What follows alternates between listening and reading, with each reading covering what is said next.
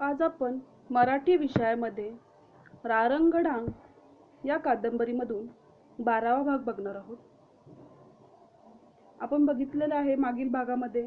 त्या थोडक्यात आपण आढावा घेऊया की रारंगडांगाचं काम सुरू झालेलं आहे. सर्व मेजर्स, सर्व काम करणारे लोक, वर्कर्स आणि स्वतः मेजर आणि यांनी रारंगडांगाच्या कामासाठी ते दुर्गम प्रदेशात आलेले आहेत हिमालयाच्या, आणि त्याने रारंगडांगाच्या कामाला सुरुवात केलेली आहे आणि त्यांना बहुतेक भरपूर अनुभव आलेला आहे. अशा दुर्गम परिस्थितीमध्ये त्यांनी आपला जीव जोखमीत घालून त्या कामाला सुरुवात केलेली आहे. तर इथून पुढचा भाग आपण आज बघणार आहोत. भैरव प्रोजेक्टच्या मोठ्या नकाशावर हिरव्या रंगाचे फ्लॅग असलेल्या टाचण्या खोचलेल्या होत्या. पहाडातून वळणे घेत नदी नाले ओलांडत चाललेल्या रस्त्यावर काम पूर्ण होण्याच्या अपेक्षित तारखा आणि काही ठिकाणी काम पूर्ण झाल्याच्या तारखा दिलेल्या होत्या. अपेक्षा आणि वस्तुस्थिती यात हा फरक का झाला त्याची कारणं नकाशावर नोंदलेली नव्हती. तरी कर्नल राईटनी त्यांच्या डायरीत नक्कीच व्यवस्थित लिहिलेली असणार. टास्क फोर्समधल्या सर्व फील्ड कंपन्यांच्या अधिकाऱ्यांची ही मीटिंग आज मुद्दाम बोलवलेली होती. ह्या मीटिंगला आज इन्फंट्रीची मेजर सक्सेनाही आलेले होते. रारंगडांगातील रस्ता आणि पलीकडील पूल पूर्ण करण्याची नकाशावर नोंदवलेली तारीख होती 15 एप्रिल. पण अनेक कारणामुळे काम रेंगाळलं होतं. अनिश्चित हवामान, माणसांचा तुटवडा, लँडस्लाईड आणि मध्ये झालेला पाऊस. कारणं अनेक, परिणाम तोच. 2च दिवसांपूर्वी आलेल्या पत्रात चीफ इंजिनियरने कळवलं होतं की ढांगाला रस्ता आणि पूल पूर्ण करण्याची तारीख 15 एप्रिल नक्की करण्यात आली असून त्याच दिवशी मेजर जनरल राज सिंह ढांगापलीकडं उभारल्या जाणाऱ्या आउटपोस्टच्या जागा पाहण्यासाठी ह्या भागाला भेट देतील. ही माहिती सर्वांनाच नवी होती. मेजर जनरल राजसिंहांचं नाव चीन भारत लढाईमुळं सर्वांना माहिती झालं होतं. साधनं, हत्यार आणि माणसं अत्यंत अपुरी. अशाच प्रतिकूल परिस्थितीत चीनच्या हजारो सैन्यांबरोबर त्यांचे जवान झुंजले. ह्याचं कारण राजसिंहाचं कणखर नेतृत्व आणि जबर आत्मविश्वास हे होतं. ते स्वतः त्या भागाला भेट देणार आहेत. म्हणजे त्या तारखेला रस्ता पूर्ण करावाच लागणार हे सगळ्यांना समजून चुकलेलं. त्याबरोबर हेही लक्षात सर्वांनी माहिती घेतली होती की आजपर्यंत झालेले आणि इथून पुढं व्हायचं काम लक्षात घेता ही तारीख गाठणं ही गोष्ट कठीण आहे. 5th फील्ड कंपनीचे मेजर वर्मा म्हणाले, लेट अस बी प्रॅक्टिकल. एवढ्या मुदतीत रारंगडांगातून रस्ता काढून पलीकडं पूल पूर्ण करणं ही गोष्ट खरोखर शक्य आहे काय? आणि ती नसेल नव्हे तो ती नाहीच तर त्याबद्दल आत्ताच चीफ इंजिनियरांना कळवून काही दिवस ती लांबणीवर टाकणं योग्य होईल. म्हणजे ते रारंगडांगाचं काम नुसतं असंच करत नव्हते, तर पूर्ण होण्याची आणि पूर्ण झालेल्या कामाची सर्व नोंद ती व्यवस्थित ठेवून त्या वेळेत नियोजनबद्ध ते काम करण्यासाठी ते प्रयत्न करत होते. पुढे ते म्हणतात की आर्मीचे मेजर सक्सेना म्हणाले, बॉर्डर रोडनं एकदा एक तारीख देऊन ती पुढं ढकलणं यात नवीन काहीच नाही. पण आर्मीनं पुढच्या ठरवलेल्या तारखा अशा बॉर्डर रोडच्या सोयीनुसार बदलणं जनरलला पटणार नाही. ज्यावेळी अशा उशीर केलेल्या प्रतिकूल हवामानामुळं होतो तेव्हा आमचाही नाईलाज असतो. इथला निसर्ग बॉर्डर रोडच्या सोयीनुसार चालत नसतो. मेजर वर्मा म्हणाले, हा जो निसर्ग आहे, इथले प्रतिकूल हवामान आणि तुमचा नेहमीचा होणारा नाईलाज. पूर्वी काम पूर्ण करायची तारीख ठरवताना विचारात घेतला गेला नव्हता काय? त्याचा हा तिरकस प्रश्न कुणालाच आवडला नाही. मेजर वर्मा त्यांना उत्तर देणार होते, पण त्यांना थांबवत कर्नल राईट म्हणाले, नक्की केलेल्या तारखांसुद्धा काही वेळा बदलाव्या लागतात. मानवी प्रयत्नांना काही वेळा मर्यादा पडतात. मेजर सक्सेना, तुम्ही तुमची बाजू स्पष्ट केलीत. बटालियन फॉरवर्ड एरियात हलविण्यासाठी तारीख चीफ इंजिनियर वेस्टर्न कमांडला कळविली. ठीक आहे, मी एवढंच सांगू शकतो की 15 एप्रिल ही तारीख डायरेक्टर जनरल बॉर्डर रोड यांनी आर्मी हेडक्वार्टर्सला दिलेली आहे आणि त्याप्रमाणे वेस्टर्न एरिया कमांड्स पुढचा कार्यक्रम ठरवणार आहे. मेजर सक्सेना उठले. मला 4 वाजता सिमल्याला रिपोर्ट करायचा आहे. तेव्हा मला आता निघायलाच पाहिजे. मेजर सक्सेना खोलीबाहेर पडले. काही वेळ कुणीच बोललं नाही. मग कर्नल राईट म्हणाले, मेजर वर्मा, तुमचा मुद्दा मला समजला, पण तुम्ही म्हणता तर लेट अस बी प्रॅक्टिकल. ही तारीख आता बदलता येण्याची शक्यता नाही. चीफ इंजिनियरांची इच्छा आहे की काम ठरल्या तारखेला पूर्ण व्हावं आणि ते पूर्ण होईल हे मी त्यांना सांगितलं आहे. माझ्यापुरतं बोलायचं झालं तर I have band my board. परत फिरण्याची शक्यताच उरलेली नाही. आता प्रश्न एवढाच आहे की येथून पुढे जे दिवस राहिलेले आहेत ते आपण कसे उपयोगात आणणार आहे. सगळ्यात अधिक जबाबदारी आहे 9th फील्ड कंपनीवर. मेजर बंबा, तुमच्यापासून सुरुवात. कोणतंही आव्हान असलं की मेजर बंबांना स्फुरण चढलेलं असतं. इतरांना जे अशक्य वाटतं ते आपण करून दाखवू शकतो. हा एक बालिश अभिमान अद्यापही त्यांच्या मनात होता. ती संधी आता आली होती.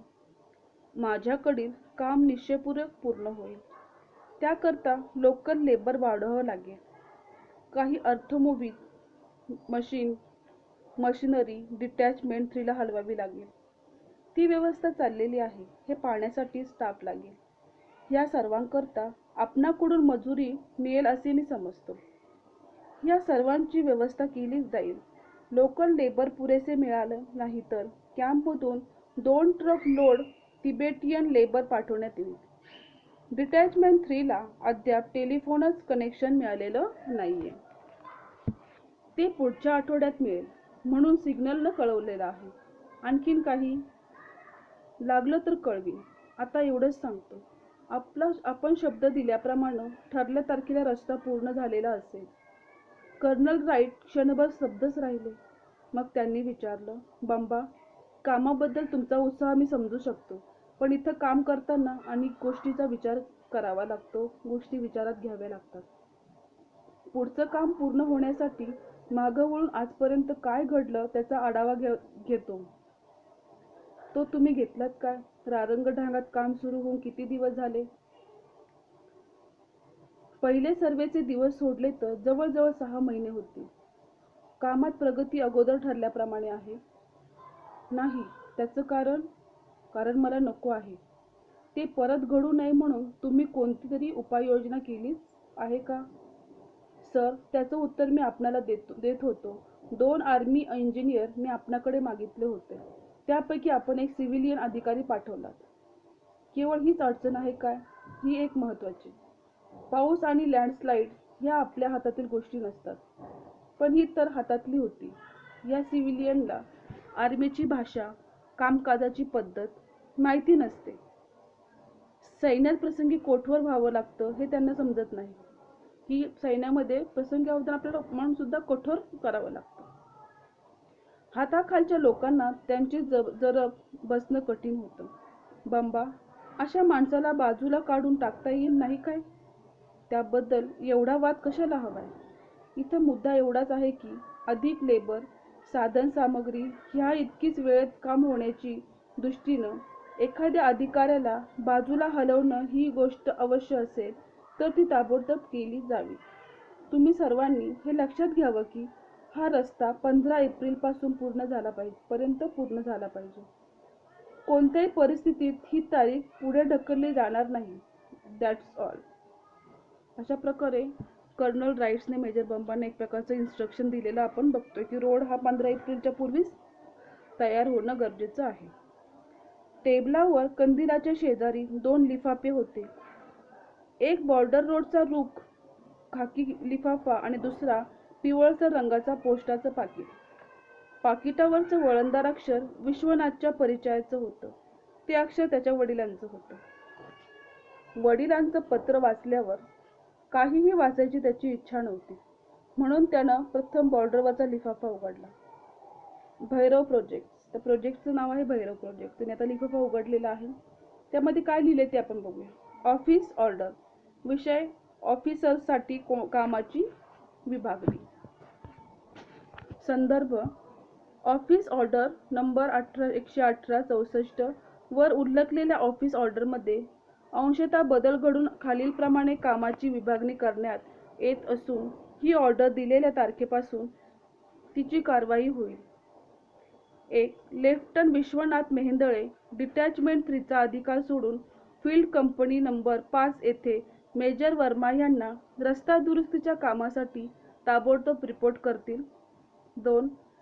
कॅप्टन सुकुमारन नायर हे लेफ्टनंट विश्वनाथ मेहेंदळे यांच्याकडून डिटॅचमेंट 3 चा अधिकार घेऊन माइलस्टोन नंबर 110 ते माइलस्टोन नंबर 111, 112 रारंगढांग सेक्टर ह्यांतील काम पाहू लागतील. कॅप्टन बहल हे डिटॅचमेंट 4 चा चार्ज घेतील आणि माइलस्टोन नंबर 112 पासून माइलस्टोन 117 या सेक्टरचे काम पाहतील. Lieutenant KC. अमर त्यांना सहाय्यक म्हणून डिटॅचमेंट 4 मध्ये कामास सुरुवात करतील. अशा प्रकारे हे लेटर इथे संपलेलं आहे. Lieutenant colonel JC. Wright, commanding officer, task force headquarters. विश्वनाथनं कंदिलाची वात मोठी केली आणि परत एकदा प्रत्येक ओळ, प्रत्येक शब्द वाचून काढला. पावसामध्ये 4 दिवस विस्कळीत झालेलं काम त्यानं फिरून व्यवस्थित सुरू केलं होतं. त्याला आता चांगली गती आली होती. मेजर बंबा 4च दिवसांपूर्वी येऊन ते पाहून गेले होते आणि आता एकाएकी अशी ऑर्डर काढण्याचं कारण काय घडलं असावं हे त्यांच्या लक्षात येईना. मेजर बंबांना जाऊन भेटावं काय, पण कशा करता? आजवर मी इथं काम केलं, स्वतःहून सर्वे रिपोर्ट्स मिळवण्यासाठी धडपड केली. रस्ता चांगला व वेळेत व्हावा यासाठी जे जे करता येईल ते करत आहे. आता या रस्त्याला आकार येतो आहे.